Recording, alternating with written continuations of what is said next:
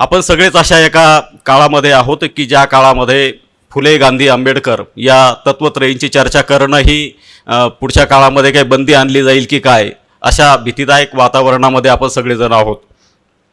काल लक्ष्मीकांत देशमुख सर, मी आणि अनवर राजन सर आम्ही फुलेवाड्यात गेलेलो होतो आणि तिथे काल अर्थातच महात्मा ज्योतिराव फुले यांच्या जयंतीनिमित्त आम्ही अभिवादन केलं.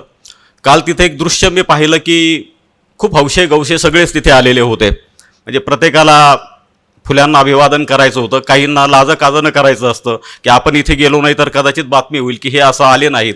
तर अलीकडे काय झालेलं आहे की आपलं सगळं महापुरुषांशी जे नातं आहे ते असं सेल्फीपुरतं उरत चाललेलं आहे की आता मी तिथे गेलोय, फोटो काढला, मीही काढला, मी अपवाद नाही त्याला, मी माझ्यासह बोलतो आहे.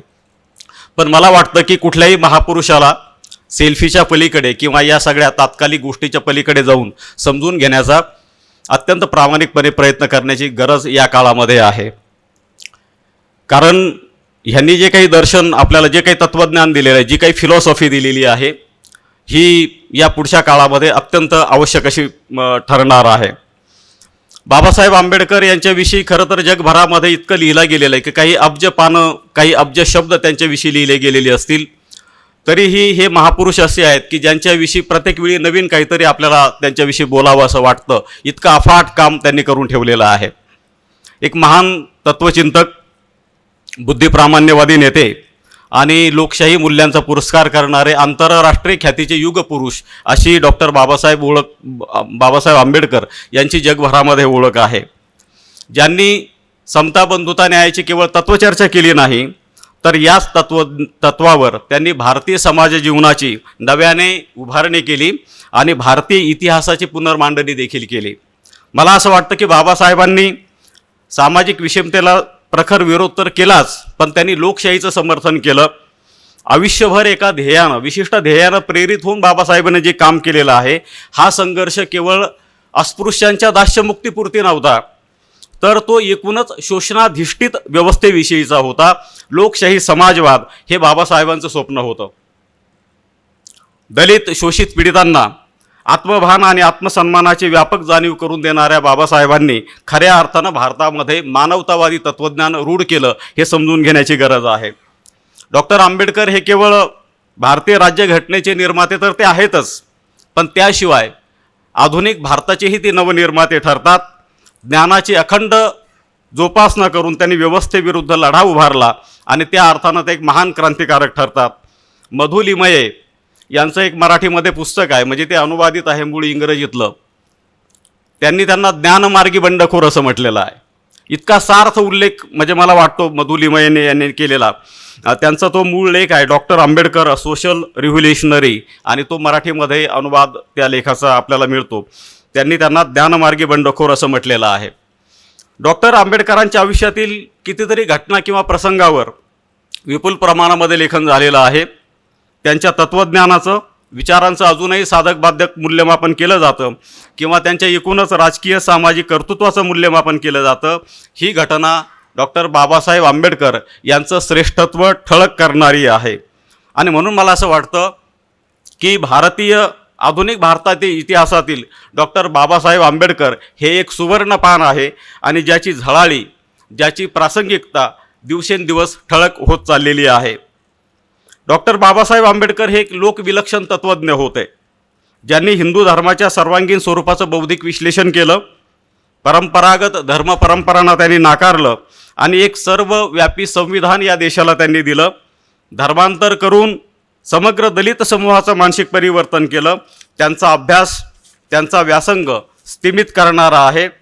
सर्वसामान्यांच्या उद्धाराचा ध्यास घेतलेल्या डॉक्टर आंबेडकरांनी प्रज्ञा, शील आणि करुणा या त्रिसूत्रीचा पुरस्कार केला. त्यांचे सामाजिक चिंतन समानता, न्याय आणि मानवमुक्ती यावर आधारलेलं आहे. ज्या विषयाच्या अनुषंगानं मला या ठिकाणी बोलायचं आहे तो विषय अर्थातच शिक्षण. बाबासाहेबांनी हयातभर अनेक विषयावर काम केलेलं आहे, परंतु शिक्षण हा त्यांच्या चिंतनातील एक अत्यंत महत्त्वाचा मुद्दा होता. बाबासाहेबांची अशी धारणा होती की शिक्षण हे दुर्बल घटकांना सक्षम करण्याचं सर्वात प्रभावी साधन आहे. डॉक्टर आंबेडकर यांचं शिक्षणविषयक तत्त्वज्ञान किंवा दृष्टिकोन समजून घेताना जर आपल्याला हे लक्षात येऊ शकतं की बाबासाहेबांचं हे तत्त्वज्ञान अत्यंत वैज्ञानिक स्वरूपाचं आहे, अत्यंत तर्कशुद्ध स्वरूपाचं आहे. कारण त्यांना याची जाणीव होती की शिक्षणामुळे समाज जागृत होऊ शकतो, शिक्षणामुळे व्यक्तीसह समाजाचाही सर्वांगीण विकास होऊ शकतो. डॉक्टर आंबेडकर यांचा हा शैक्षणिक दृष्टिकोन नेमका कसा आहे, त्यांनी केलेल्या कार्याचं स्वरूप नेमकं कसं आहे, त्यांनी समाजाला शिक्षणाचं महत्त्व कशा प्रकारे पटवून दिलं हे पाहायला हवं. पारंपरिकता नाकारून त्यांनी तर्कशुद्ध विचार आधुनिक ज्ञानावर भर दिला. महत्त्वाचं म्हणजे आपल्या शैक्षणिक कार्यातून त्यांनी समता, स्वातंत्र्य आणि बंधुता या मूल्यांची रुजवणूक केली. म्हणूनच त्यांचं शैक्षणिक कार्य कोणत्याही एका विशिष्ट समुदायापुरतं मर्यादित नाही, तर ते संपूर्ण देशासाठी प्रेरणादायी ठरलेलं आहे. डॉक्टर बाबासाहेब आंबेडकर यांच्यामुळेच भारताच्या सामाजिक, राजकीय आणि शैक्षणिक क्षेत्रात मोठा बदल घडला. भारतीय स्वातंत्र्याचं अमृत महोत्सवी वर्ष उलटून गेल्यानंतरही, म्हणजे आता आपण 80च्या उंबरठ्यावर आहोत, तरीही भारतीय शिक्षण व्यवस्थेवर डॉक्टर बाबासाहेब आंबेडकर यांच्या विचारांचा खोल प्रभाव आपल्याला दिसून येतो. स्वातंत्र्योत्तर भारतासमोर सर्वात मोठं आव्हान कोणतं होतं, तर ते आव्हान होतं लोकशाही राष्ट्र निर्मितीसाठी सक्षम नागरिक घडवण्याचं. आणि या प्रक्रियेला मध्यवर्ती ठेवण्याची भूमिका डॉक्टर आंबेडकरांनी स्वातंत्र्यपूर्व काळातच मांडलेली होती. त्यांचे लेखन, त्यांची भाषणे आपण जर वाचली तर त्यांची ही भूमिका आपल्याला स्पष्टपणे लक्षात येऊ शकते. विशेषतः डॉक्टर बाबासाहेब आंबेडकर यांनी संविधान निर्मितीमध्ये शिक्षणाशी संबंधित ज्या मूलभूत तरतुदी मांडल्या आहेत त्या पाहता त्यांची शिक्षणाविषयीची लोकशाही दृष्टी आपल्याला दिसते.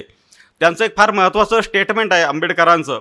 ते असं म्हणालेले होते की शिक्षण हे केवळ निरक्षरांना साक्षर करण्याचं अभियान नाही, शिक्षण हे केवळ निरक्षरांना साक्षर करण्याचं अभियान नाही, तर ते सामाजिक न्यायाचं आणि बदलाचं सर्वात प्रभावी साधन आहे.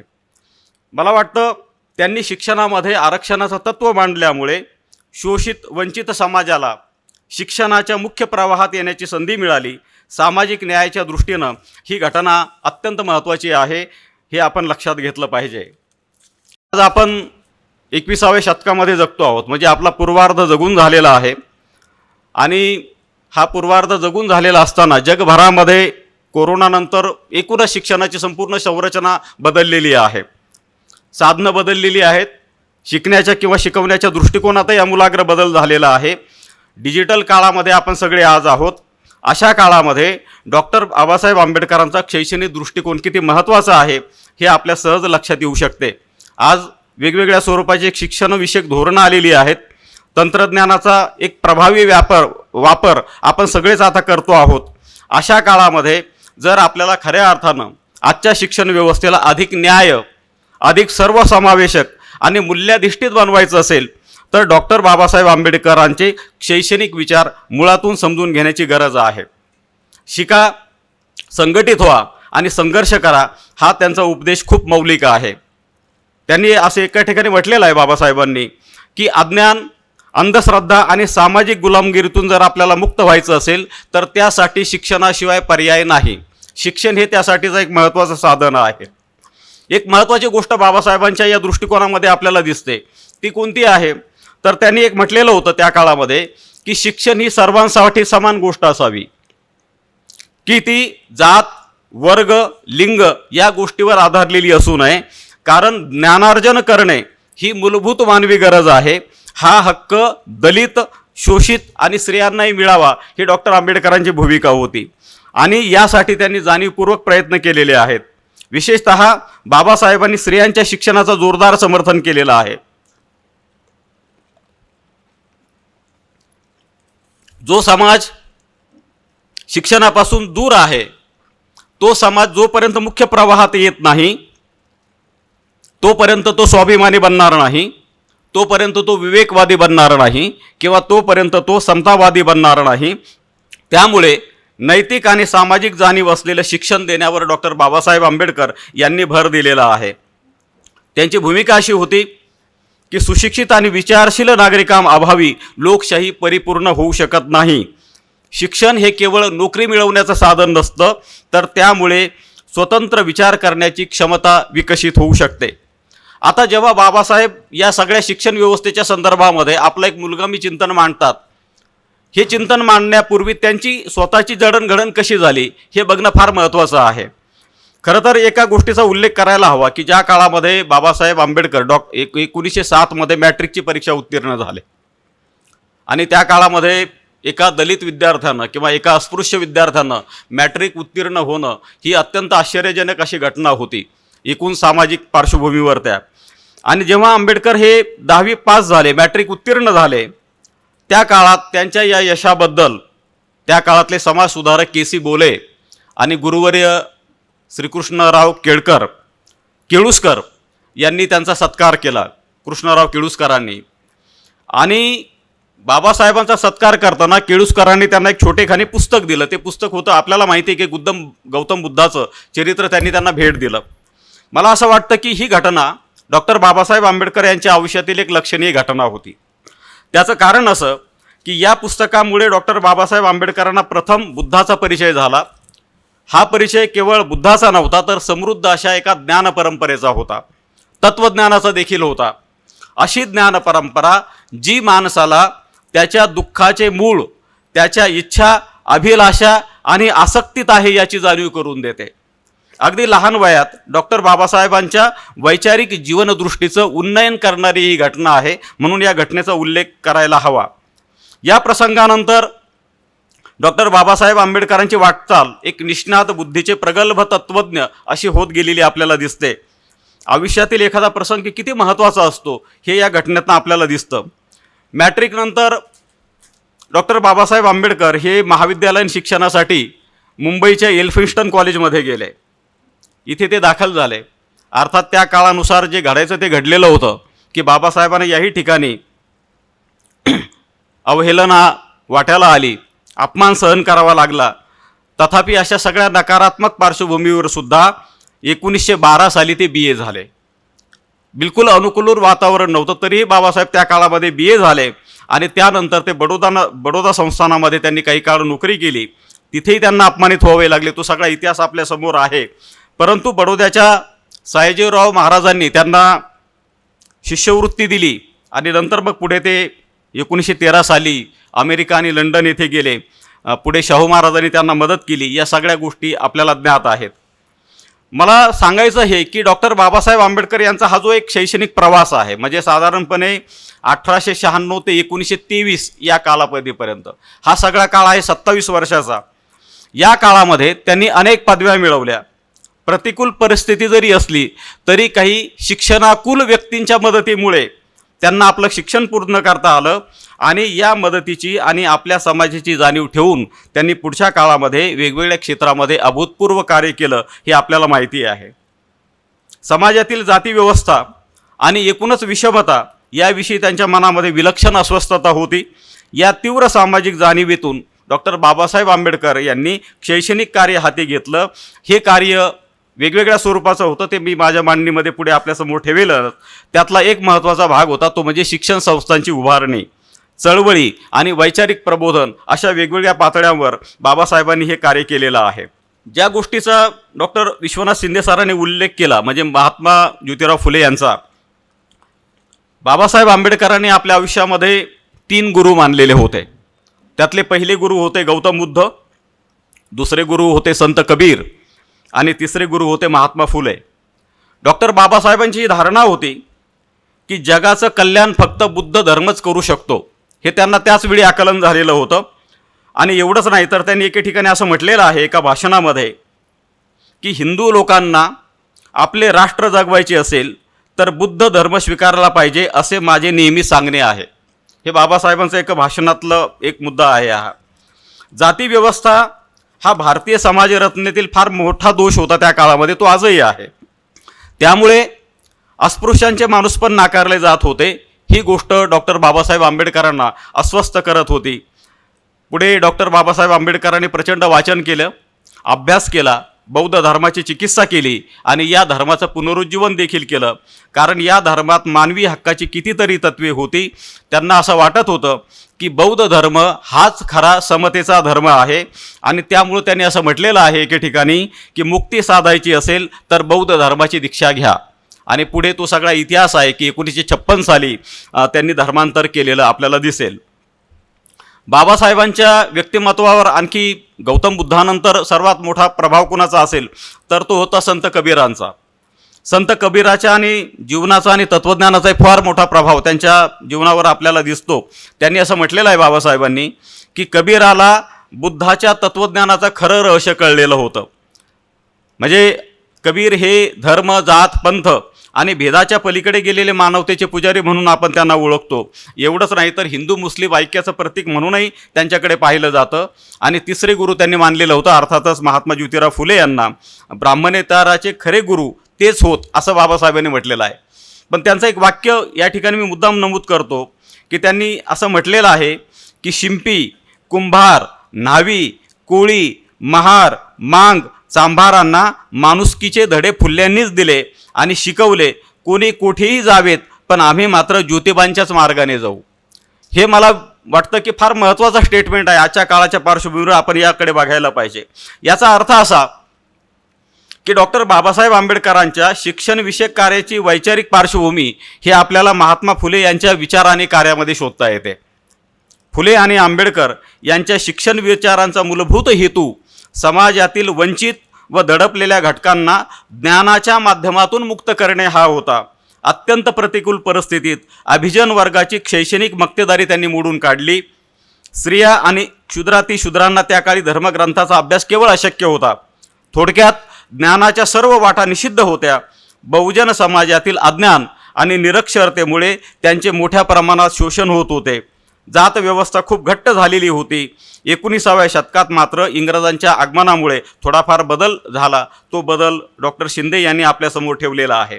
मला असं वाटतं की या सगळ्या पार्श्वभूमीवर फुल्यांनी सामाजिक परिवर्तनासाठी शिक्षणाची जी पायाभरणी केलेली होती त्याच पायावर डॉक्टर आंबेडकरांनी व्यापक आणि संस्थात्मक शैक्षणिक चळवळ उभी केली. हे आपण लक्षात घेतलं पाहिजे. शिक्षण सर्वांसाठी खुले असावे ही फुल्यांची जी धारणा होती त्याच धारणेतून आंबेडकरांनी खऱ्या अर्थाने 20व्या शतकाच्या मध्यात मूर्त रूप देऊन वंचित उपेक्षित वर्गाचे सशक्तीकरण करण्याचा प्रयत्न केला. अर्थात ही गोष्ट काही त्या काळात सोपी नव्हती, कारण एकूणच समाज जीवनावर विशिष्ट वर्गाचं पूर्वापार वर्चस्व होतं. या वर्चस्वातून एक चौकटबद्ध शिक्षण व्यवस्था निर्माण झालेली होती. ही व्यवस्था भेदभाव आणि अस्पृश्यता निर्माण करणारी होती. हा अनुभव आंबेडकरांनी स्वतः घेतलेला होता. यामुळे या मागच्या दाहकतेची कल्पना त्यांना होती.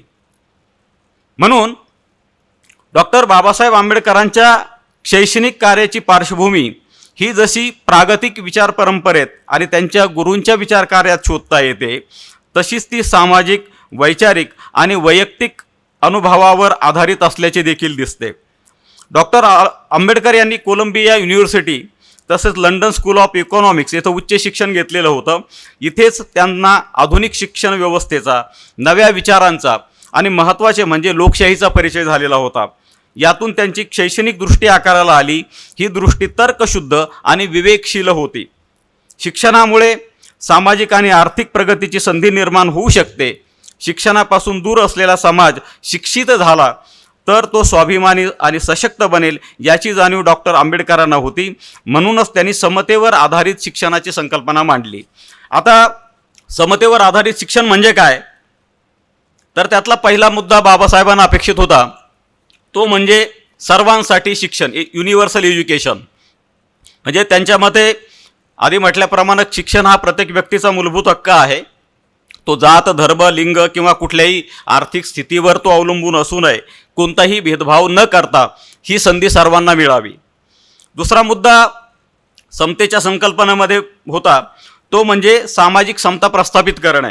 शिक्षणाच्या माध्यमातून समाजातील जाती व्यवस्था, भेदभाव आणि अन्याय नष्ट करता येतो आणि म्हणून ही गोष्ट फार महत्त्वाची आहे. आणि तिसरा महत्त्वाचा मुद्दा त्यांनी मांडलेला होता तो म्हणजे शिक्षणामुळे माणूस स्वाभिमानी आणि आत्मनिर्भर बनू शकतो, स्वतःच्या पायावर तो उभा राहू शकतो. आणि पुढचा मुद्दा त्यांनी मांडला होता तो म्हणजे शिक्षित माणसाचा दृष्टिकोन हा विकसित होतो. म्हणजे तो वैज्ञानिक दृष्टीनं विचार करू शकतो, तो विचार स्वातंत्र्याच्या संदर्भामध्ये सजग होतो, तो तर्कशुद्ध विचार करू शकतो. आणि अत्यंत महत्त्वाचा मुद्दा यातला होता तो म्हणजे स्त्री पुरुष समानतेचा. महिलांना शिक्षण मिळालं पाहिजे. समाजाच्या प्रगतीसाठी स्त्रियांचं सशक्तीकरण आवश्यक आहे हे बाबासाहेबांनी त्या काळामध्ये म्हटलेलं आहे.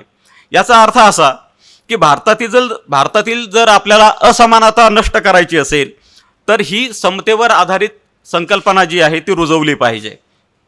आणि म्हणून पुढे जर आपण पाहिलं तर बाबासाहेब आंबेडकरांनी अत्यंत महत्त्वाचं काम केलं, ते म्हणजे पीपल्स एज्युकेशन सोसायटी या शिक्षण संस्थेची त्यांनी स्थापना केली आणि या संस्थेच्या माध्यमातून परिघाबाहेरील समूहाला त्यांनी शिक्षणासाठी प्रेरित केलेलं आपल्याला दिसतं.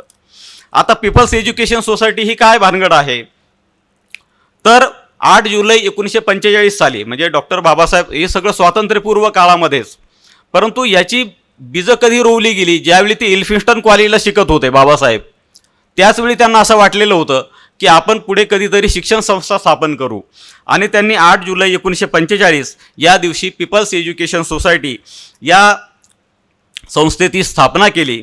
आणि त्यानंतर काही दिवसांमध्ये म्हणजे जेमतेम वर्षभरामध्ये त्यांनी मुंबईमध्ये 20 जून 1946 साली सिद्धार्थ कॉलेजची स्थापना केली. त्यानंतरच्या काही वर्षामध्ये म्हणजे 1950 साली मराठवाड्यातील औरंगाबाद येथे त्यांनी मिलिंद महाविद्यालयाची स्थापना केली. पुढे या संस्थेचा विस्तार झाला. आज आपण पाहतो आहोत की पीपल एज्युकेशन सोसायटीचे महाराष्ट्रामध्ये महाडसह अनेक ठिकाणी शाळा, कॉलेज किंवा वेगवेगळ्या आस्थापना कार्यरत आहेत. मला असं वाटतं की सिद्धार्थ आणि मिलिंद या 2 महाविद्यालयामुळे खूप मोठ्या प्रमाणात सामाजिक आणि सांस्कृतिक स्थित्यंतर घडू शकलेलं आहे. मिलिंद महाविद्यालयामुळे तर दलित साहित्याचा मराठीमध्ये एक जोरकस साहित्य प्रवाह निर्माण झाला. ही गोष्टसुद्धा आपण लक्षात घ्यायला हवी. अर्थात त्यामागे डॉक्टर बाबासाहेब आंबेडकर यांचे विचार आहेत, त्यांचं तत्त्वज्ञान आहे, हे आपण समजून घ्यायला हवं. या दोन्ही महाविद्यालयामुळे मोठं शैक्षणिक मनवंतर घडून आले. जातीपातीच्या पलीकडे जाऊन आंबेडकरांनी या संस्थेला नावलौकिक मिळवून दिलेला आहे. आधी जे मी म्हटलं की बाबासाहेब ज्यावेळी शिक्षण घेत होते एल्फिन्स्टन कॉलेजला, त्याचवेळी त्यांच्या मनामध्ये शिक्षण संस्था आपण काढावी हा विचार आलेला होता. त्याचं कारण असं की इथे शिकत असतानाच सामाजिक न्यायाची जाणीव त्यांची एक अधिक समृद्ध झालेली होती. या ठिकाणी त्यांनी जे काही शिक्षण घेतलं, अर्थशास्त्र समजून घेतलं, तत्त्वज्ञान समजून घेतलं किंवा इतिहास विषयाचा त्यांनी सखोल अभ्यास केला, यातून या सगळ्या गोष्टी पुढे घडत गेलेल्या आहेत असं आपल्याला लक्षात येऊ शकेल. त्यामुळे मला असं वाटतं की एल्फिन्स्टन कॉलेजमधील शिक्षण हा डॉक्टर बाबासाहेब आंबेडकर यांच्या पुढील शैक्षणिक प्रवासातील एक अत्यंत महत्त्वाचा टप्पा होता, हेही आपण लक्षात घेतलं पाहिजे. मुंबईमध्ये जेव्हा त्यांनी सिद्धार्थ कॉलेजची स्थापना केली त्यावेळी त्या काळातले एक अत्यंत विद्वान आणि कायदेतज्ञ प्राध्यापक गजेंद्र गडकर यांची प्राचार्य म्हणून नियुक्ती केली. सुरुवातीच्या काळामध्ये गजेंद्र गडकरांनी या कॉलेजचं जे नेतृत्व केलं ते फार महत्त्वाचं आहे. त्याचं कारण असं की परिघाबाहेरील समूह जेव्हा सत्तेमध्ये येण्याचा प्रयत्न करतो त्यावेळी त्याला उचित अशी दिशा देणारे कार्यकर्ते किंवा व्यासंगी लोक सोबत हवी असतात. गजेंद्र गडकरांनी सुरुवातीच्या काळामध्ये शिक्षण व्यवस्थेला दिशा देण्याचं फार महत्त्वाचं काम केलेलं आहे. त्यांच्या विद्वत्तेचा, त्यांच्या प्रामाणिकपणेचा या संस्थेला फायदा झाला. डॉक्टर आंबेडकरांना त्यांच्या प्रशासकीय क्षमतेवर विश्वास होता. त्यानंतर आणखी एका गोष्टीचा मी उल्लेख करेन की औरंगाबाद येथे जेव्हा मिलिंद कॉलेजची स्थापना बाबासाहेबांनी केली त्यावेळी तिथे प्राचार्य म्हणून त्यांनी म.भी. चिटणीस यांची नियुक्ती केलेली होती. म.भी. चिटणीस हे सवर्ण होते, पण ते डॉक्टर बाबासाहेब आंबेडकर यांचे अत्यंत विश्वासू सहकारी होते. त्यांनीही तत्कालीन समाजव्यवस्थेतील भेदभाव अनुभवले होते, त्यामुळे त्यांच्या मनात उपेक्षित वंचित वर्गाविषयी कमालीची आस्था होती. सिद्धार्थ आणि मिलिंद महाविद्यालयाच्या उभारणीमध्ये डॉक्टर चिटणीस यांचंही योगदान अत्यंत मोलाचं आहे. एक महत्त्वाची गोष्ट अशी की ज्यावेळी म्हणजे डॉक्टर बाबासाहेब आंबेडकरांनी 1956 साली नागपूर येथे बौद्ध धर्माची दीक्षा घेतली, त्यावेळी चिटणीसांनीही धर्मांतर केलेलं आहे. शिक्षणाच्या माध्यमातून सामाजिक समानता आणि न्याय प्रस्थापित करण्यासह आर्थिकदृष्ट्या दुर्बल आणि वंचित घटकांना उच्च शिक्षणाची सोय उपलब्ध करून देणे हे पीपल्स एज्युकेशन सोसायटीचं ध्येय होतं. हे ध्येय प्राप्त करण्यासाठी आणि विद्यार्थ्यांमध्ये बौद्धिक, नैतिक आणि सामाजिक जाणीव निर्माण करण्यासाठी प्राचार्य गजेंद्र गडकर आणि प्राचार्य चिटणीस यांची भूमिका खूप महत्त्वाची ठरलेली आहे. शिक्षणामुळेच विद्यार्थ्यांमध्ये पर्यायाने समाजात स्वाभिमान आणि आत्मनिर्भरता वाढीस लागू शकते, यावर डॉक्टर बाबासाहेब आंबेडकर यांचा मोठा विश्वास होता. शिक्षणाशिवाय लोकशाही मूल्य, बंधुता आणि समतेचा प्रसार होत नाही, आधुनिक वैज्ञानिक दृष्टिकोनही रुजत नाही, म्हणून समताधिष्ठित ज्ञानप्रिय समाज निर्माण करणे हा डॉक्टर आंबेडकरांचा महत्त्वाचा शैक्षणिक विचार होता. मिलिंद कॉलेज ही केवळ एक कॉलेज नाही, तर ते शैक्षणिक विचारांचं एक प्रतीक ठरलेलं आहे. या कॉलेजमुळे मराठवाड्यातील विद्यार्थ्यांना उच्च शिक्षणाची संधी उपलब्ध होऊ शकली.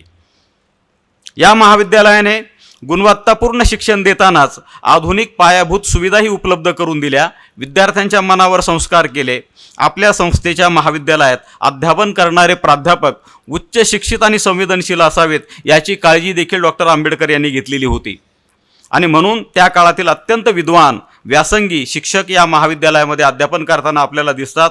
त्यांच्या अध्यापनामुळे, व्यासंगामुळे या महाविद्यालयातून गुणवान पिढी निर्माण झाली. या पिढीने पुढे देशाच्या विविध भागात आणि विविध क्षेत्रात आपल्या कर्तृत्वाचा ठसा उमटवलेला आहे. एक बघा की पीपल्स एज्युकेशन सोसायटी ही डॉक्टर बाबासाहेबांच्या विचारांची एक महत्त्वाची अशी शैक्षणिक चळवळ म्हणून या घटनेकडे आपण बघितलं पाहिजे.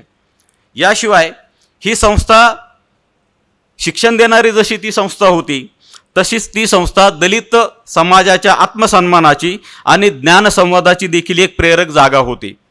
ज्या काळात डॉक्टर आंबेडकरांनी मराठवाड्यात मिलिंद महाविद्यालय स्थापन केले, तो काळ सर्वार्थाने प्रतिकूल आहे. आपल्याला कल्पना असेल की भारताला स्वातंत्र्य मिळाल्यानंतर मराठवाड्याला स्वातंत्र्य मिळालेलं आहे. 1948 साली देशाला स्वातंत्र्य 15 ऑगस्ट 1947 मिळालं, परंतु मराठवाड्याला स्वातंत्र्य 17 सप्टेंबर 1948 साली मिळालं. एक निजामी राजवट तिथे होती, उर्दू हे माध्यम होतं आणि अशा एका सगळ्या नकारात्मक पार्श्वभूमीवर मराठवाड्याचं मागासले पण अधिक ठळक होत चाललेलं होतं. आणि अशा परिस्थितीमध्ये बाबासाहेबांनी मुंबईनंतर मराठवाड्याची निवड करणं या घटनेला सुद्धा सामाजिकदृष्ट्या फार महत्त्व आहे असं मला वाटतं. त्या काळात मराठवाड्यातल्या विद्यार्थ्यांना उच्च शिक्षणासाठी उस्मानिया युनिव्हर्सिटीमध्ये दाखल व्हावं लागत होतं, म्हणजे हैदराबादला. त्याचं कारण असं की स्वातंत्र्यपूर्व काळात मराठवाडा हा हैदराबाद संस्थानचा भाग होता आणि इथे निजामी राजवटीचं वर्चस्व होतं. स्वातंत्र्य मिळाल्यानंतर या राजवटीचा प्रभाव समाजावर होता, तो आजही आहे. म्हणजे जर तुम्ही कधी नांदेड, परभणीकडे गेलात, लातूरकडे, तर तुमच्या लक्षात येईल की तिथल्या भाषेवर अजूनही उर्दू किंवा हिंदीचा प्रभाव तुम्हाला दिसतो. देशमुख सरांचं उर्दू फार चांगलं आहे. त्या काळामध्ये हैदराबाद संस्थानचे शासक जे होते मीर उस्मान अली खान यांनी 1918 साली हैदराबादला उस्मानिया विद्यापीठाची स्थापना केली. या विद्यापीठामध्ये उच्च शिक्षणाचं माध्यम उर्दू होतं आणि हे विद्यापीठ त्या काळातलं एकमेव आणि अत्यंत प्रतिष्ठित विद्यापीठ होतं. मराठवाड्यासह आजचं तेलंगणा, कर्नाटकातील अनेक विद्यार्थी उस्मानियामध्ये जात होते. अर्थात सर्वच विद्यार्थ्यांना उच्च शिक्षण सहज घेणं शक्य नव्हतं. सामाजिक आणि आर्थिकदृष्ट्या मागासलेल्या विद्यार्थ्यांसाठी त्या काळी उच्च शिक्षण ही एक अत्यंत स्वप्नवत अशी गोष्ट होती. या पार्श्वभूमीवर डॉक्टर बाबासाहेब आंबेडकरांनी मिलिंद महाविद्यालयाची स्थापना करणे या घटनेला खूप महत्त्व आहे. त्याचं कारण असं की शैक्षणिक मागासलेपण असलेल्या प्रदेशामध्ये संस्था स्थापन करणे हे मराठवाड्याच्या सामाजिक आणि बौद्धिक प्रगतीच्या दृष्टीने प्रचंड क्रांतिकारी असं पाऊल होतं. 1950 साली मिलिंद महाविद्यालयाची स्थापना झाली आणि त्यानंतर अर्थातच ते उस्मानियाशी ॲफिलेटेड कॉलेज होतं, ते संलग्नित कॉलेज होतं. पुढे 1958 साली म्हणजे बाबासाहेबांच्या महापरिनिर्वाणानंतर औरंगाबादला मराठवाडा विद्यापीठाची स्थापना झाली, म्हणजे आजचं छत्रपती संभाजीनगर.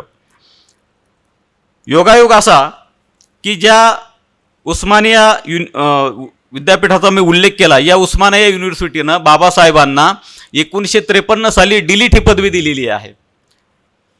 अर्थात आंबेडकरांना मिळालेली ही काही एकमेव पदवी नव्हती, पण त्यांच्या शैक्षणिक आणि सामाजिक कार्याचा गौरव उस्मानिया विद्यापीठानं करणं या गोष्टीला माझ्या दृष्टीनं फार महत्त्व आहे. डॉक्टर बाबासाहेब आंबेडकरांचं महत्त्वाचं वैशिष्ट्य म्हणजे शैक्षणिक आणि सामाजिक कार्यात त्यांनी अनेक विश्वासू लोकांना सोबत घेतलेलं होतं.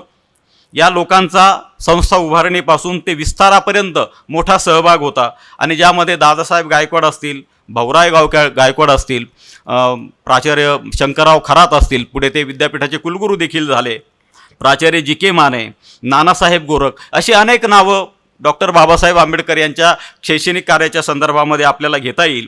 त्याचं कारण असं की या लोकांनी महाविद्यालयाच्या शैक्षणिक आणि प्रशासकीय कामात बाबासाहेबांना मदत तर केलीच, पण या सर्वांवर डॉक्टर आंबेडकरांच्या शैक्षणिक विचाराचा प्रसार देखील या सगळ्या लोकांनी केलेला आपल्याला दिसतो. या सर्वांनी आंबेडकरांच्या शिक्षणविषयक चळवळीला एक संघटनात्मक बळ दिलं. औरंगाबाद येथे महाविद्यालयाची स्थापना करण्यासाठी मभी चिटणीस यांच्यावर त्यांनी जबाबदारी सोपवलेली होती. चिटणीसांच्या सोबत राभी जोशी हे देखील होते. राभी जोशी हे मराठीतले मोठे लेखक होते. त्यांचं एक पुस्तक आहे घाटा शिळेवरी उभी, आणि या पुस्तकामध्ये त्यांनी आठवणी औरंगाबादच्या या नावाचा एक लेख लिहिलेला आहे. आणि या लेखामध्ये औरंगाबादच्या मिलिंद महाविद्यालयाच्या स्थापनेच्या निमित्तानं काय काय काय घडलं याचे सगळे तपशील राभी जोशींनी या पुस्तकामध्ये लिहिलेले आहेत. डॉक्टर बाबासाहेब आंबेडकरांच्या शिक्षणविषयक दृष्टिकोनाची चर्चा करताना आणखी एक मुद्दा लक्षात घ्यायला हवा. मला वाटतं तो फार महत्त्वाचा मुद्दा आहे. त्यांनी संस्थेला आणि संस्थेच्या महाविद्यालयानं जी नावं दिली त्या नावाचा जरा विचार करायला हवा. म्हणजे संस्थेचं नाव पीपल्स, कॉलेजचं नाव सिद्धार्थ, किंवा इकडे मिलिंद, किंवा मिलिंद कॉलेज ज्या परिसरात आहे त्या परिसराला नागशनवन असं म्हटलेलं आहे. आता ही नावं त्यांनी उगीच द्यायचे म्हणून दिलेली नाहीत.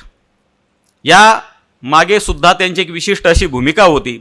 एका भाषणाचा मी उल्लेख या ठिकाणी मुद्दाम करतो की बाबासाहेब यांनी असं म्हटलेलं आहे एका भाषणामध्ये, आमच्या कॉलेजचे नाव सिद्धार्थ कॉलेज असे आहे. ते का ठेवले?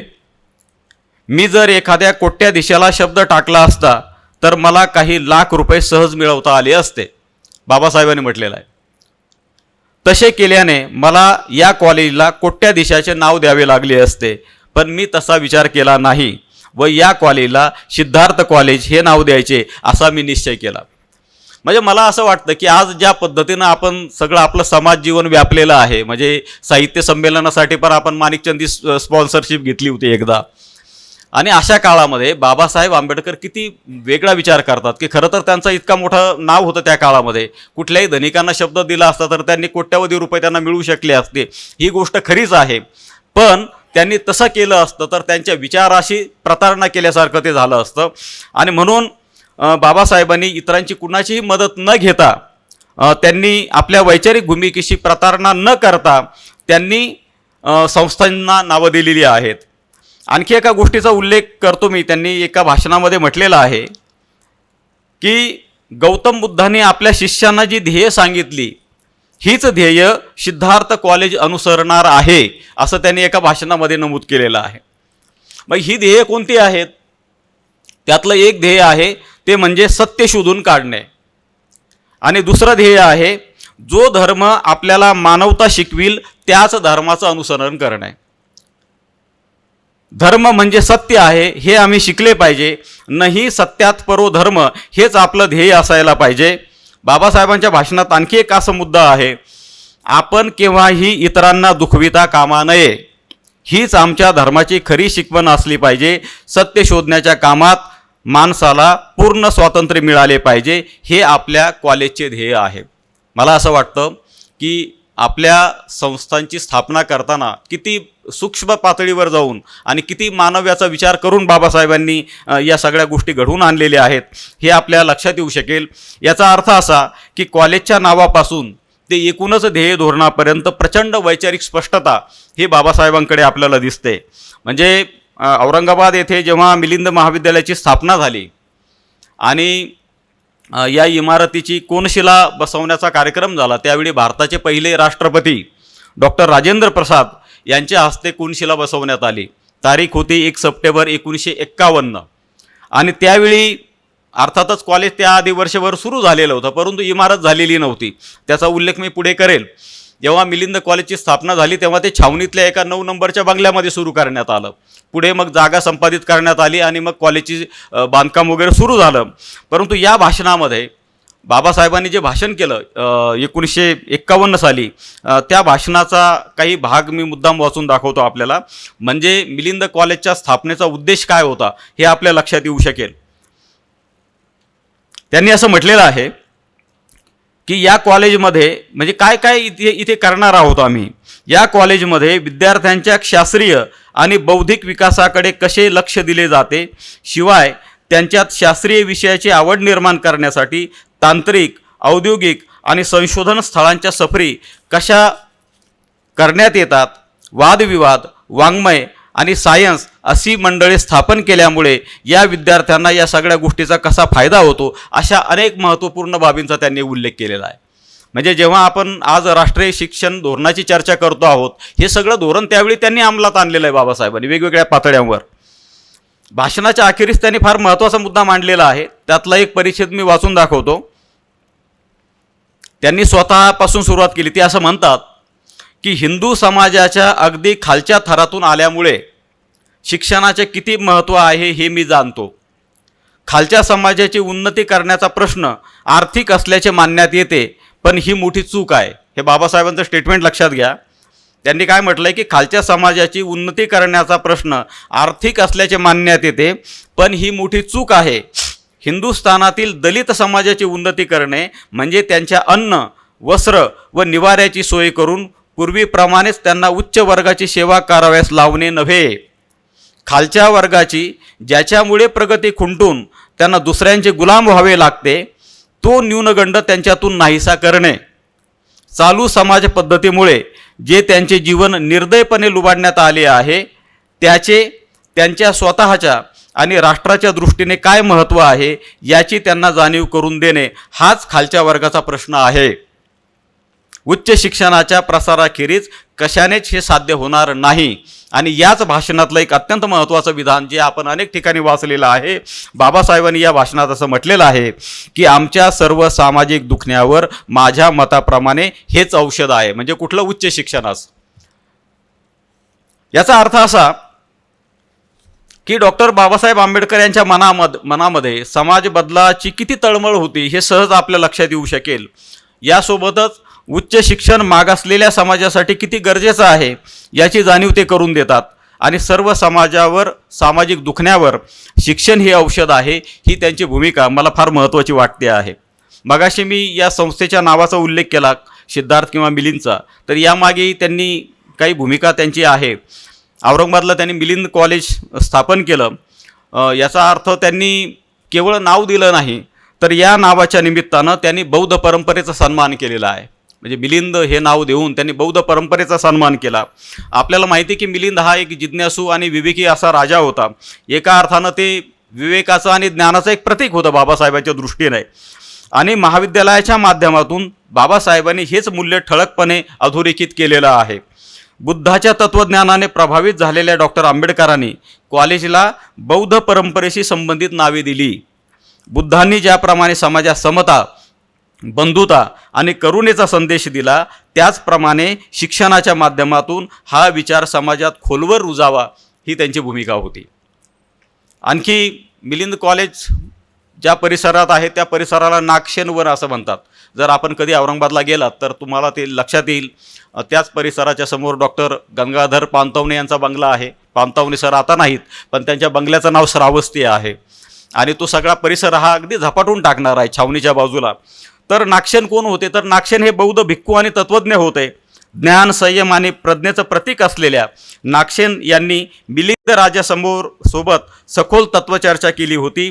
त्यांचे नाव परिसराला बाबासाहेबांनी दिलं आणि ज्ञान संवादाचा आणि विवेकाचा मार्ग अधिक प्रशस्त केला. मला असं वाटतं की ही दूरदृष्टी, डॉक्टर आंबेडकरांचे शैक्षणिक ध्येय, त्यांचा व्यासंग आणि तर्कशुद्ध विचारसरणी याचा परिचय करून देणारी आहे.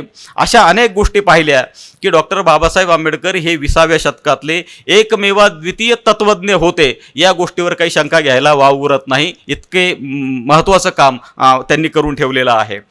काही आठवणी मी सांगतो, म्हणजे वेगवेगळ्या त्यांच्या सहवासातल्या लोकांनी लिहिलेल्या. डॉक्टर सुधीर रसाळ हे नाव आपल्याला माहिती असेल. मराठीतले फार मोठे समीक्षक आहेत आणि आज ते आहेत. वयाचे 92-93 वर्ष त्यांचं वय आहे. ते माझेही गुरु आहेत. त्यांचं अलीकडे एक पुस्तक प्रकाशित झालेलं आहे, लोभस नावाचं. एक गाव काही माणसं, राजहंसनं प्रकाशित केलं आहे. आणि त्यांची मी एक मुलाखत घेतली होती. त्या मुलाखतीतही त्यांनी बाबासाहेबांच्या काही आठवणी सांगितलेल्या आहेत. त्याचं कारण असं की मिलिंद कॉलेजचे रसाळ सर हे पहिल्या बॅचचे विद्यार्थी 1953चे, ज्यावेळी हे कॉलेज छावणीमध्ये भरत होतं, त्या बंगल्यामध्ये 9 नंबरच्या बंगल्यामध्ये. आणि रसाळ सरांनी म्हणजे बाबासाहेबांनी पाहिलेले जे काही थोडेफार लोक आहेत ते आहेत, म्हणून त्यांचा मी या ठिकाणी उल्लेख करतो. त्यांनी 1954 सालचा एक किस्सा लिहिलेला आहे रसाळांनी. तो फार गमतीशीर किस्सा आहे, पण तो बाबासाहेबांचं एकूण शिक्षक म्हणून, संस्थाचालक म्हणून कसं लक्ष होतं हे यातनं आपल्याला लक्षात येऊ शकेल. रसाळांचं मी एक अवतरण वाचून दाखवतो बघा. BAच्या वर्गात मी शिकत असताना विद्यार्थ्यांनी एका राज्यशास्त्राच्या प्राध्यापकाबद्दल प्राचार्यांकडे तक्रार केली. बाबासाहेब त्यावेळी औरंगाबाद मुक्कामी होते. त्यांच्या कानी ती तक्रार गेली. त्यानंतर एके दिवशी डॉक्टर स्वतः आमच्या वर्गात त्याच प्राध्यापकाच्या तासाला आले. म्हणजे बाबासाहेब तासाला बसले व गुपचूप मागे बसले. आपण काय शिकवतो ते पाहण्यात डॉक्टर स्वतः आले. हे पाहून त्या प्राध्यापकास घाम फुटला आणि त्याला काहीच बोलता आले नाही. अशा प्रकारे अध्यापकावर ते करडी नजर ठेवून असत. त्यामुळे मिलिंद कॉलेजमधील शिक्षणाचा दर्जा खूप उंचावला होता. डॉक्टर बाबासाहेब आंबेडकरांच्या अस्तित्वामुळे कॉलेजमध्ये शिस्त वाखाणण्याजोगी होती. डॉक्टर रसाळ यांनी सांगितलेली ही आठवण आहे. मला वाटतं की आजच्या शिक्षण संस्था चालकांच्या पार्श्वभूमीवर बाबासाहेबांचं वेगळेपण काय आहे, तर हे वेगळेपण आपल्याला इथे दिसतं. आणखी एक आठवण मी तुमच्यासमोर शेअर करतो या निमित्तानं. त्यांचा शैक्षणिक दृष्टिकोन समजून घेण्याच्या दृष्टीनं प्राध्यापक VC गवळी या नावाचे एक प्राध्यापक होते आणि ते त्यावेळी 1954 साली हैदराबाद येथे शिक्षण घेत होते. आणि डॉक्टर बाबासाहेब आंबेडकर हे एका कामानिमित्त सिकंदराबादला आलेले होते. हैदराबादला सिकंदराबाद आहे. आणि यावेळी विद्यार्थ्यांच्या प्रेमापोटी बाबासाहेबांनी त्यांच्याशी काही संवाद साधला. त्यांच्या भाषणातले काही मुद्दे VC गवळी यांनी आपल्या एका पुस्तकामध्ये संकलित केलेले आहेत. त्यातले 2-3 मुद्दे मी तुमच्यासमोर मुद्दाम वाचून दाखवतो. विद्यार्थ्यांशी बोलताना बाबासाहेब काय म्हणतात? विद्यार्थ्यांनो, तुम्ही शिकलात व एखाद्या ऑफिसात पंख्याखाली खुर्चीवर बसून काम करून पगार घेऊन आपल्या कुटुंबात गुरफटून जीवन जगू लागलात तर मी त्याला शिक्षण म्हणणार नाही. तुम्ही शिकून आपल्या अडाणी खेड्यातील बांधवांसाठी काहीच करणार नसाल तर तुम्ही शिकून काहीच उपयोग नाही. तो मॅडमने जो शिंदे सरांना प्रश्न विचारला होता ना, त्याचं उत्तर इथे आपल्याला शोधता येऊ शकेल. आणखी एक स्टेटमेंट असं आहे बाबासाहेबांचं संवाद साधताना, खरा शिकलेला सुशिक्षित तो जो आपल्या ज्ञानाचा उपयोग आपल्या दुःखी बांधवांना सुखी करण्यासाठी करतो. तिसरं स्टेटमेंट त्यांचं असं आहे, बुद्धानं सांगितलेलं आहे की ज्ञान हे शस्त्र आहे. या शस्त्रानं वाघाला ठार करता येतं, तसंच गरीब गाईला कापता देखील येतं. या ज्ञानरूपी शस्त्राचा उपयोग कसा करायचा हे सर्वस्वी शस्त्र धारण करणाऱ्यावर अवलंबून आहे. मला वाटतं की डॉक्टर आंबेडकरांचं हे चिंतन वरवर खूप साधं सोपं वाटत असलं तरी त्यामागे त्यांचे वंचितांविषयीची जी आस्था आहे, ती आपुलकी आहे, ती आपल्याला स्पष्टपणे दिसते. आपल्या हुशारीचा, आपल्या ज्ञानाचा वापर किंवा उपयोग समाजासाठी मार्गदर्शन होईल असं करा. त्याला अज्ञानाच्या अंधारातून बाहेर काढण्यासाठी करा. हा त्यांचा फार महत्त्वाचा असा उपदेश आहे. काही संदर्भ सुटे मी तुमच्यासमोर ठेवतो. सुरुवातीला ज्याचा उल्लेख केला मी की मराठवाडा हा प्रदेश भारतीय स्वातंत्र्याच्या साधारण वर्षभरानंतर अस्तित्वात आला, स्वतंत्र झाला किंवा भारतीय संघराज्यामध्ये हैदराबाद संस्थान हे विलीन झालं. त्याआधी उस्मानिया विद्यापीठाची स्थापना झालेली होती आणि त्या संस्थानात त्यावेळी हैदराबाद येथे केवळ एकच कॉलेज होतं आणि ते मद्रास युनिव्हर्सिटीशी ॲफिलेटेड होतं.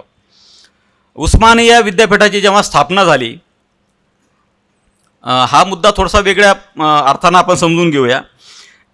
त्यावेळी औरंगाबाद, वारंगल आणि गुलबर्गा येथे इंटरपर्यंतचीच शिक्षणाची सुविधा होती.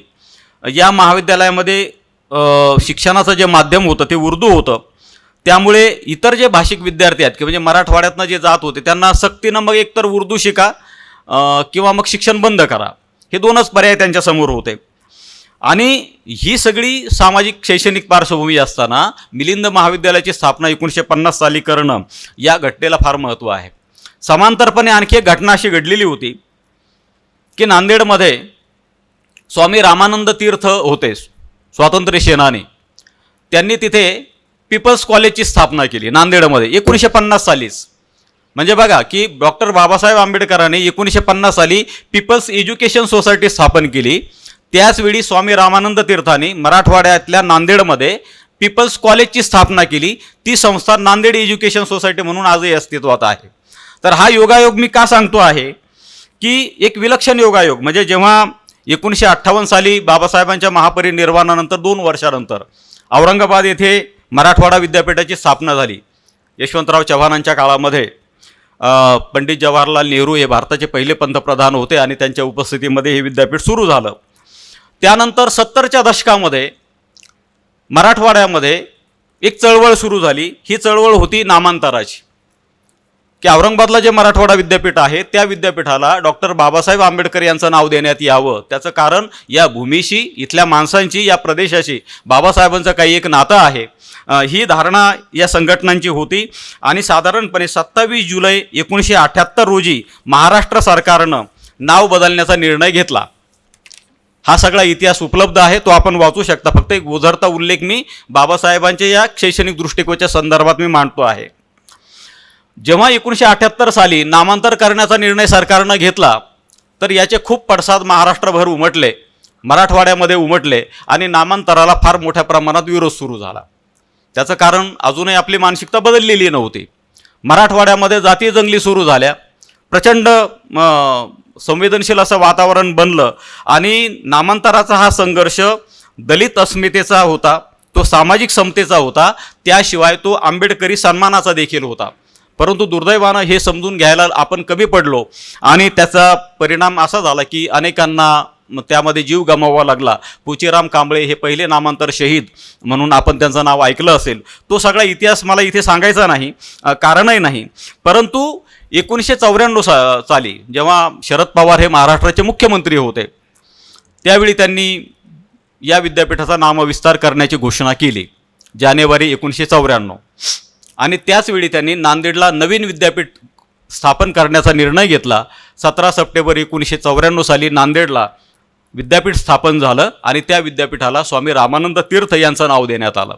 तर हा योगायोग लक्षात घ्या की ज्या दोघांनी 1950 साली एक संस्था आणि एक कॉलेज काढलं, त्याच दोघांच्या नावानं मराठवाड्यामध्ये आज 2 विद्यापीठं आहेत. हा संदर्भ मला तुम्हाला सांगायचा होता, म्हणून ही गोष्ट मी तुमच्यासमोर ठेवली. बाबासाहेबांच्या शैक्षणिक कार्याचं अवलोकन करताना किंवा सगळं बघताना आपल्या हे लक्षात येईल की बहिष्कृत हितकारणी सभेचा उल्लेख केल्याशिवाय त्यांच्या या कार्याचं आपल्याला पुढे जाता येणार नाही. म्हणजे 20 जुलै 1924 साली त्यांनी मुंबईमध्ये बहिष्कृत हितकारिणी सभा स्थापन केली. या सभेचा हेतू काय होता तर समाजातील वंचित घटकातील लोकांचं शिक्षण, सामाजिक प्रगती आणि स्वहक्कांसाठी लढा देणं हा होता. आणि त्यातलं महत्त्वाचं त्यांचं ब्रीद वाक्य होतं की शिका, संघटित व्हा आणि संघर्ष करा. आणि महत्त्वाची गोष्ट अशी की बहिष्कृत हितकारिणी सभेमध्ये विविध जाती धर्माचे लोक होते. अत्यंत विचारपूर्वक आणि उदात्त सामाजिक हेतूनं या संस्थेची स्थापना बाबासाहेबांनी केलेली होती. आणि या संस्थेच्या माध्यमातून जे त्यांनी काम केलं त्यामध्ये शिक्षणाचा प्रसार करणं असेल, वाचनालयांची त्यांनी स्थापना केली, गोरगरीब विद्यार्थ्यांसाठी वसतिगृहाची सुविधा उपलब्ध करून दिली, जे गरजू आणि पात्र विद्यार्थी आहेत त्यांना त्यांनी स्कॉलरशिप दिली. आणि विशेष म्हणजे अस्पृश्यांना नोकरीत जागा मिळावी यासाठी या संस्थेनं प्रयत्न केलेले आहेत. आधी ज्याचा मी उल्लेख केला की डॉक्टर आंबेडकरांनी शिक्षणाला सामाजिक परिवर्तनाचं साधन मानून दलित उपेक्षित समाज घटकाला शिक्षणाच्या मुख्य प्रवाहात आणण्यासाठी अविरत प्रयत्न केलेले आहेत. बहिष्कृत हितकारिणी सभेच्या माध्यमातून त्यांनी केलेलं हे कार्य खूप मौलिक स्वरूपाचं आहे. तो इतिहास आपल्यासमोर उपलब्ध आहे. आणखी एका गोष्टीचा उल्लेख करेन की बाबासाहेब जेव्हा मुंबईमध्ये कायदे मंडळात आणि विविध समित्यांमध्ये त्यांनी शिक्षणाबाबत सुधारणा सुचवलेल्या आहेत. शिक्षण ही सर्वांसाठी समान गोष्ट असायला हवी ही गोष्ट त्यांनी वारंवार अधोरेखित केली.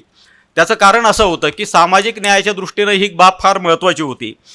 त्या काळात दलित समाजाला नोकरीसह, म्हणजे आता शिंदे सरांनी फुल्यांच्या काळातली सामाजिक सांस्कृतिक पार्श्वभूमी सांगितली, ती काही 20व्या शतकामध्ये काही फार बदल झालेला नव्हता, कायमच होती. थोडाफार बदल झालेला असेल पण या काळामध्ये सुद्धा या समाजाला शिक्षण, नोकरीसह मंदिर प्रवेश नाकारला जात होता.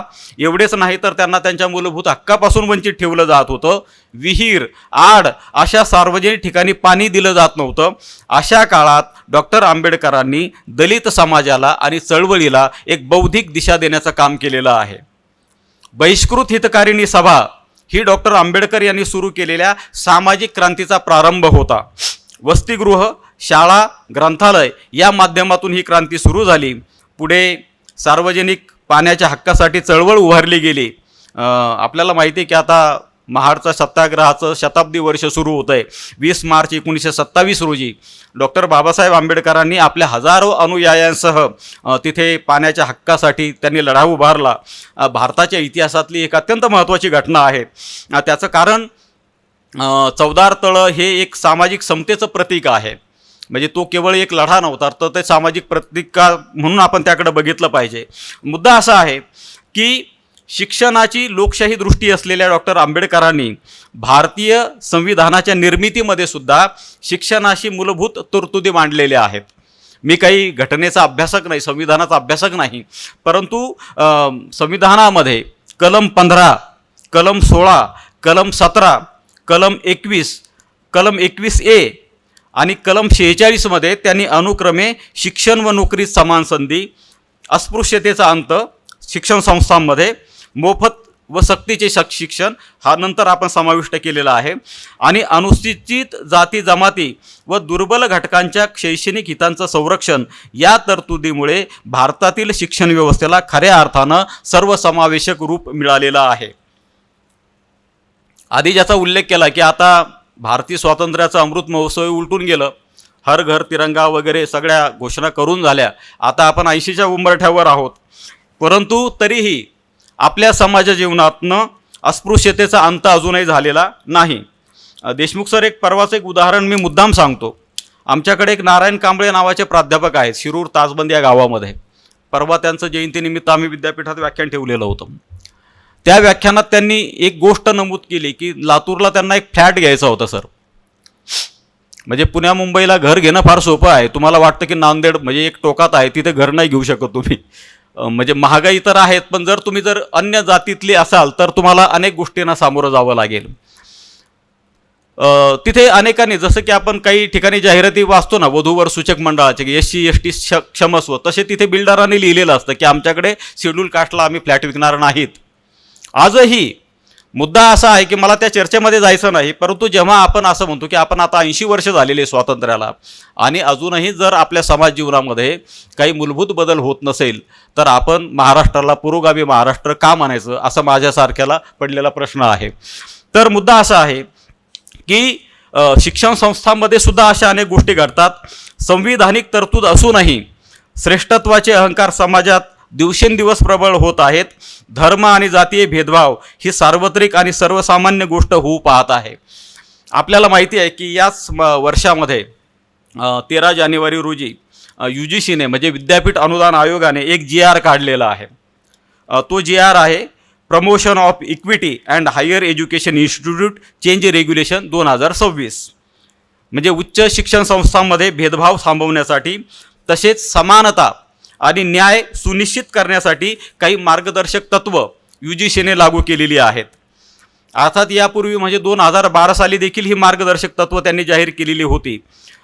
त्याचं कारण असं, ह्या सगळ्या तरतुदी जरी करण्यात आलेल्या असल्या तरी आपल्याकडे अद्यापही शैक्षणिक विषमतेचं वातावरण आहे.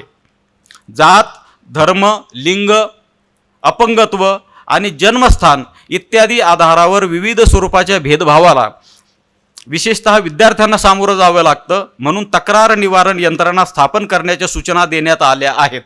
हा मुद्दा मी यासाठी अधोरेखित करतो की यापूर्वी डॉक्टर बाबासाहेबांनी संविधानिक तरतुदी सगळ्या केलेल्या आहेत खरं म्हणजे ह्या, पण तरीही आपली मानसिकता मात्र बदललेली नाही. त्याचं कारण असं की जुने विचार आणि परंपरा आपल्या डोक्यात इतकी खोलवर शिरलेली असते की हे जडत्व आम्हाला सहजासहजी दूर करता येत नाही. कायद्याने समानता मान्य केली जाते, पण प्रत्यक्ष वर्तन व्यवहारात मात्र भेदभाव ठेवला जातो. त्यामुळे सामाजिक न्याय पूर्णपणे साध्य होत नाही. आपण डॉक्टर आंबेडकरांच्या कर्तृत्वाची, संविधानाची चर्चा खूप आदराने करतो, परंतु प्रत्यक्षात मात्र समता, बंधुता आणि मानवतेची मूल्य मनापासून स्वीकारत नाहीत. सामाजिक मानसिकतेचं हे जे जडत्व आहे ते अधिक धोकादायक आहे असं या निमित्ताने मी सांगू इच्छितो. बाबासाहेबांनी जे शैक्षणिक कार्य केलं त्यातलं एक फार महत्त्वाचं कार्य म्हणजे स्त्री शिक्षण. डॉक्टर आंबेडकरांनी स्त्रियांच्या शिक्षणाचा जोरदार पुरस्कार केलेला आहे. एवढंच नाही तर त्यांच्या समान हक्कासाठी त्यांनी प्रयत्न केलेले आहेत.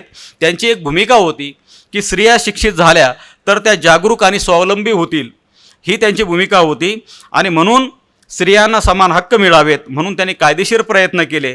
त्यांनी तयार केलेल्या हिंदू कोड बिलामध्ये स्त्रियांना वारसा, विवाह, घटस्फोट आणि संपत्तीचे हक्क देण्याची तरतूद त्यांनी करून ठेवलेली आहे. डॉक्टर आंबेडकरांनी स्त्रियांचे वैचारिक प्रबोधन केले, त्यांना शिक्षणाचं महत्त्व पटवून दिलं, त्यांची अस्मिता जागृत केली. स्त्रिया शिक्षित झाल्या तरच समाज प्रगल्भ आणि प्रगत होईल हा त्यांचा दृष्टिकोन होता. पारंपरिक संकेत व्यवस्थेतून मुक्ती मिळवण्याच्या दृष्टीने डॉक्टर आंबेडकरांनी केलेली ही वैचारिक जागृती फार महत्त्वाची मानायला हवी. त्यांनी जे लेखन केलं, त्यांनी जी भाषणं केली, आंदोलनं केली, मोर्चे केले, या सगळ्यामधून त्यांनी स्त्रियांचं प्रबोधन केलेलं आहे आणि त्यांच्यामध्ये शिक्षणविषयक जाणीव निर्माण केलेली आहे. एवढेच नाही तर सामाजिक समानतेसाठी चालवलेल्या चळवळींमध्ये स्त्रियांना सक्रिय सहभागासाठी त्यांनी प्रेरित केलं. वृत्तपत्र आणि लेखांद्वारे त्यांनी जे विचार मांडले त्याचा सकारात्मक परिणाम झाला. आज आपण बघतो आहोत की भारतामध्ये स्त्रियांचा शिक्षणामध्ये सहभाग वाढलेला आहे. अर्थात म्हणून काही आपल्याकडे अंधश्रद्धा कमी झालेली नाही, काही पुन्हा पुन्हा त्या गोष्टीचा इथे उल्लेख करण्याचा आता कारण नाही, परंतु स्त्रिया हीच त्या सगळ्या गोष्टीची पहिल्यांदा बळी ठरते आहे. पण ती स्त्री बोलतानाही दिसते आहे, म्हणजे असे दोन्ही गोष्टी आपल्याला दिसतात. आज आपण पाहतो की स्त्रिया आर्थिक आणि सामाजिकदृष्ट्या बऱ्यापैकी सक्षम झाल्या आहेत. त्यामुळे समाज परिवर्तनाला नवी चालना मिळाली. महात्मा फुले यांच्यानंतर डॉक्टर बाबासाहेब आंबेडकर यांनी स्त्री शिक्षणाला मोठं बळ दिलं. डॉक्टर आंबेडकरांचं शिक्षणाविषयीचं चिंतन हे स्त्रियांच्या आत्मविकासाचं साधन ठरलेलं आहे. एवढंच नाही तर भारतीय स्त्रीवादाची पार्श्वभूमी पाहताना देखील आपल्याला डॉक्टर बाबासाहेब आंबेडकर यांच्या विचाराचा विचार करायला हवा. मुळात भारतीय स्त्रीकडे बघण्याचा दृष्टिकोन थोडाफार जो काही बदलला तो 19व्या शतकामध्ये ब्रिटिश राजवटीमध्ये ती चर्चा झालेली आहे. परंतु त्यापूर्वी कुटुंब आणि सामाजिक व्यवस्थेचा केंद्रबिंदू असणारी स्त्री एका विशिष्ट स्वरूपाच्या सामाजिक चौकटीत जगत होती. तिला कोणत्याही प्रकारचं स्वातंत्र्य किंवा माणूस म्हणून सर्वसमावेशक अधिकार देण्यात आलेले नव्हते. कुटुंब केंद्रीय भूमिकेमध्येच ती गुरफटलेली होती. तिचा आचारधर्म तत्कालीन सामाजिक धार्मिक संदर्भामध्ये तयार झालेला होता. पतिव्रता धर्म जपून कुटुंबाची नीतिमत्ता आणि प्रतिष्ठा वाढवावी हेच तिचे भागध्येय होते. एवढंच नाही तर तिचं जे काही स्वातंत्र्य आहे ते आपल्या धर्माने आणि धर्मग्रंथांनी मर्यादित केलेलं होतं. वैवाहिक निष्ठा तिच्यासाठी महत्त्वाची ठरवण्यात आलेली होती. मनुस्मृती प्रणीत समाज रचना पुरुषप्रधान असल्याचे प्राचीन काळात तिचा संकोच झालेला होता. या सगळ्या पार्श्वभूमीवर पुढच्या काळामध्ये थोडा काही बदल होत गेला. स्त्री शिक्षणाविषयी जागृत झाली, तिच्या शिक्षणाची चर्चा झाली. 19व्या शतकामध्ये स्त्री शिक्षणाचा पाया रचला गेल्यामुळे 20व्या शतकात स्त्रियांचा सार्वजनिक जीवनामध्ये थोडाफार सहभाग वाढला. मात्र खऱ्या अर्थाने स्वातंत्र्योत्तर काळातच स्त्री सार्वजनिक आणि राजकीयदृष्ट्या स्वतंत्र झाली असे म्हणता येईल.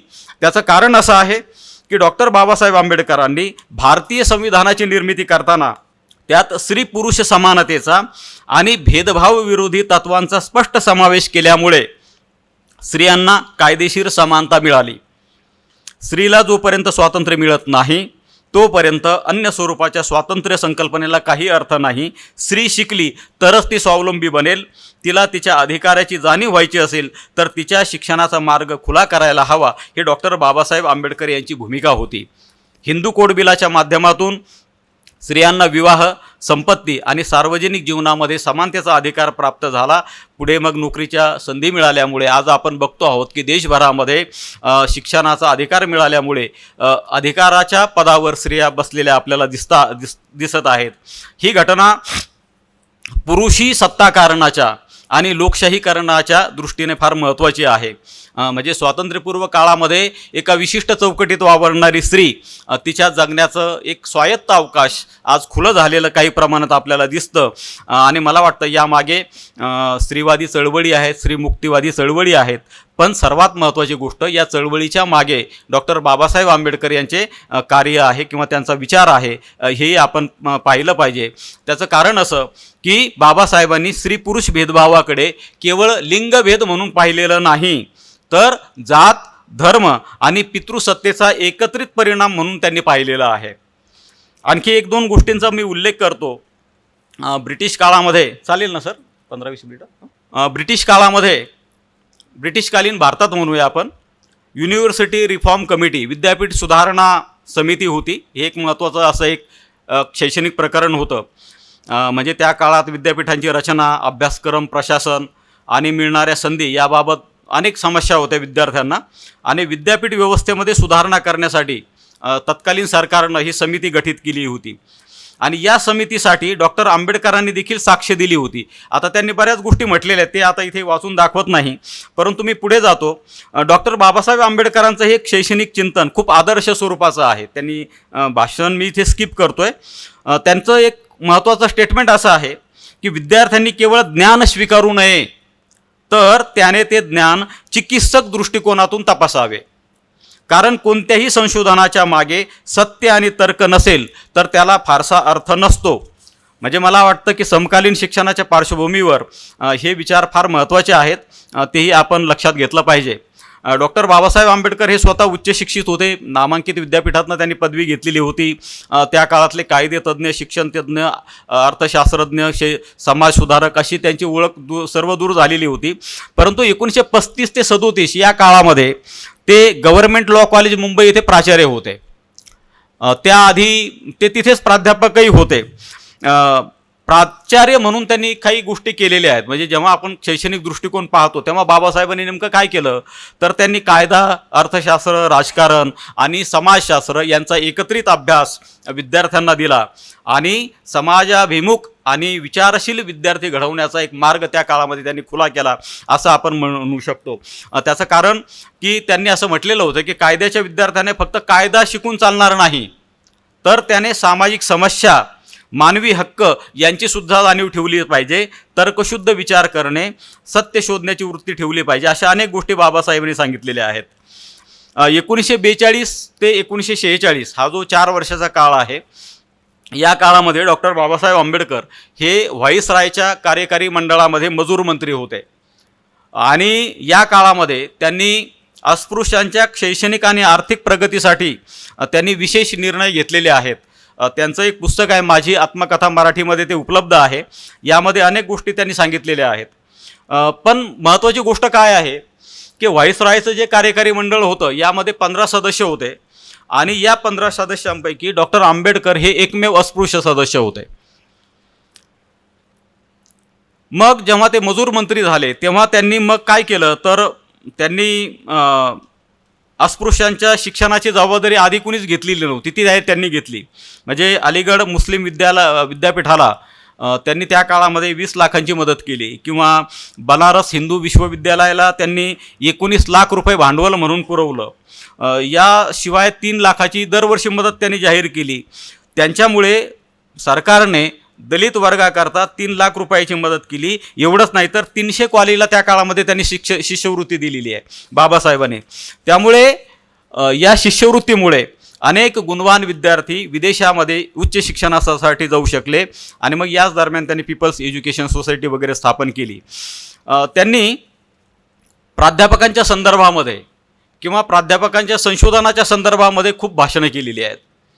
ती सगळी काही भाषणं इथे वाचून दाखवता येणं शक्य नाही, पण 1-2 भाषणातली काही अवतरणं मी मुद्दाम ठेवतो. म्हणजे प्राध्यापक कसा असावा किंवा संशोधक कसा असावा या संदर्भामध्ये त्यांनी म्हटलेलं आहे.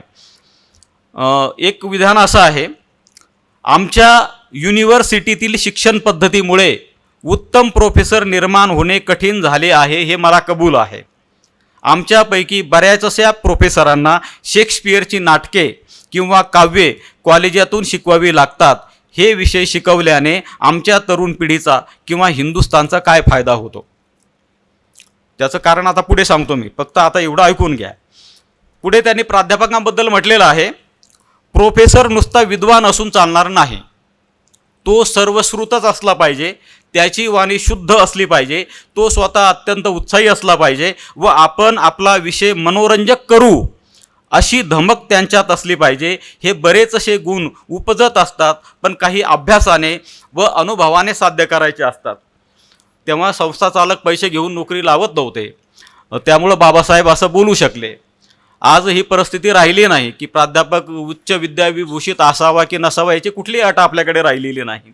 आणखी एक शेवटचं कोटेशन त्यांचं मी वाचून दाखवतो. बाबासाहेब असं म्हणाले, माझे तर असे मत आहे की प्रोफेसरांनी अध्ययनाच्या आणि अध्यापनाच्या कामी स्वतःला इतके वाहून घ्यावे की आपल्या घराकडे बघायला त्यांना मुळीच वेळ मिळता कामा नये. प्रोफेसर लोकांनी भलती कामे अंगावर घेऊन आपल्या जबाबदाऱ्यांचे क्षेत्र उगीच वाढवत जावे ही गोष्ट मला मान्य नाही. अध्यापन व अध्ययन यामध्ये संशोधनही आले. या 3 गोष्टींखेरीज प्रोफेसरांनी दुसरे कोणतेही काम करू नये. आता आमचे प्रोफेसर प्लॉटिंग करतात, वेगवेगळे व्यवसाय करतात, तो मुद्दा वेगळा. परंतु या सगळ्या अवतरणांचा जर विचार केला तर डॉक्टर बाबासाहेब आंबेडकरांचा एक शैक्षणिक दृष्टिकोन, आदर्श प्राध्यापक कसा असावा हे आपल्याला दिसतं. एवढंच नाही तर त्यांनी आपल्या शिक्षण पद्धतीतील काही उणिवा देखील दाखवून दिलेल्या आहेत. शेक्सपियरचा त्यांनी उल्लेख केला. याचं कारण असं आहे, म्हणजे शेक्सपियर वाचू नये किंवा साहित्याची गरज त्यांनी अमान्य केली असा होत नाही. याचं कारण असं आहे की बाबासाहेब हे समाजाभिमुख गरजांचा प्राधान्याने विचार करताना त्या काळामध्ये दिसतात. आधी तुम्हाला माणूस म्हणून तुम्हाला मान्यता मिळाली पाहिजे, नंतर साहित्य कलेची क्षेत्र आपोआप तुमच्याशी जोडली जातील, ही त्यांची भूमिका होती. प्राध्यापक हा सर्वश्रुत किंवा बहुश्रुत प्रभावी वक्ता असावा असंही त्यांनी म्हटलेलं आहे. तर या सगळ्या गोष्टी आपल्याला लक्षात घ्यायला हव्यात. बाबासाहेबांनी मुंबई विद्यापीठ कायदा दुरुस्ती विधेयकावर चर्चा केलेली भाषणं उपलब्ध आहेत.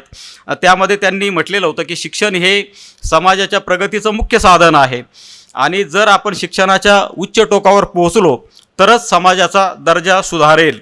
त्यांचं एक फार महत्त्वाचं स्टेटमेंट आहे जे आपण लक्षात घेतलं पाहिजे.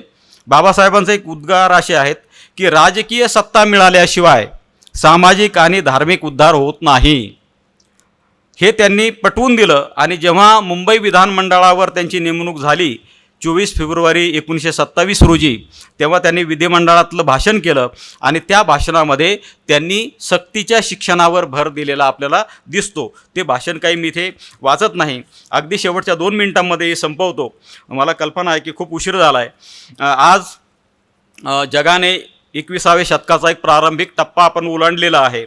आपल्या एकूणच समाज जीवनामध्ये आमूलाग्र आणि अविश्वसनीय अशा प्रकारची स्थित्यंतरे घडत आहेत. भारतीय शिक्षण व्यवस्थासुद्धा वेगानं बदलते आहे. राष्ट्रीय शैक्षणिक धोरणाने बहुआयामी शिक्षणावर भर दिलेला आहे. डिजिटल शिक्षण म्हणजे ऑनलाईन प्लॅटफॉर्मचा वेगाने प्रसार होतो आहे. ई-लर्निंग ही नवी संकल्पना रूढ झाली आहे. तंत्रज्ञानात झपाट्यानं बदल होत असल्यामुळे नव्या कौशल्याची गरज दिवसेंदिवस वाढत चाललेली आहे. अशावेळी विद्यार्थी आणि शिक्षकांकडे बहुसांस्कृतिक समज नसेल तर जागतिकीकरणाच्या या काळात त्यांचा टिकाव लागणार नाही अशी परिस्थिती आहे. कोरोनानंतर भारतीय शिक्षण प्रणाली झपाट्यानं बदलली. या पार्श्वभूमीवर डॉक्टर बाबासाहेब आंबेडकर यांचा शैक्षणिक विचार अत्यंत सुसंगत आणि महत्त्वाचा ठरतो. कारण त्यांनी शिक्षणाला सामाजिक आणि आर्थिक प्रगतीचे मूलभूत तत्त्व मानले होते. वेगवेगळ्या स्तरात विभागलेली व्यवस्था पाहिली की आंबेडकरांचे समतेचे सर्वसमावेशक शिक्षणाचे महत्त्व लक्षात येते. शिक्षणामुळे विद्यार्थ्यांमध्ये वैज्ञानिक आणि तर्कशुद्ध दृष्टिकोन विकसित होतो. असा विद्यार्थी अंधश्रद्धा आणि परंपरावादाला विरोध करू शकतो. ही भूमिका बाबासाहेबांची होती. डॉक्टर आंबेडकरांनी शिक्षण प्रणालीमध्ये स्वातंत्र्य, समता, बंधुता या मूल्यांचा समावेश केला. ही मूल्ये समकाळात खूप महत्त्वाची वाटतात. डॉक्टर आंबेडकरांच्या शैक्षणिक दृष्टिकोनातून समकालीन शिक्षकांकडे पाहिले तर ते अत्यंत व्यापक, मानवतावादी आणि परिवर्तनवादी दिसते. शिक्षण हे केवळ ज्ञानप्राप्तीचं साधन नाही तर ते सामाजिक न्याय, समता आणि स्वातंत्र्याच्या दृष्टीनेही अत्यंत महत्त्वाचं आहे. शिक्षण हे मानवी मूल्यांसोबत संतुलित असते. हा डॉक्टर आंबेडकरांच्या विचारांचा नव्या काळातील संदर्भ आपण सर्वांनीच लक्षात घेण्याची गरज आहे. मनापासून आभार.